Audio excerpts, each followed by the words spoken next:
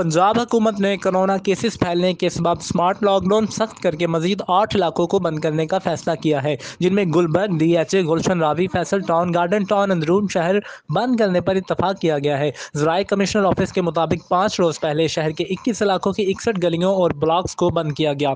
अब 8 मजीद इलाकों में मुकम्मल लॉकडाउन करने का बाकायदा फैसला कर लिया गया है। इनमें 3613 मरीज रिपोर्ट हुए हैं। पोश इलाकों को बंद करने का बाकायदा फैसला कैबिनेट कमेटी से मशरूत होगा। डीएचए में 1403 मरीज रिपोर्ट हुए हैं, जिसके बाद 22,405 घर, 44,810 खानदान, 2,16,000 आबादी को लॉकडाउन किया जाएगा। गुलबर्ग 1, 2 और 3 के तमाम ब्लॉक्स को लॉकडाउन किया जाएगा। इलाके के तमाम ब्लॉक से कोरोना वायरस के 736 कन्फर्म केसेज रिपोर्ट हुए हैं, जो 19,363 घर और 2,50,943 आबादी पर मुश्तमिल है। मॉडल टाउन में 659 कन्फर्म कोरोना वायरस के केसेज रिपोर्ट हुए हैं।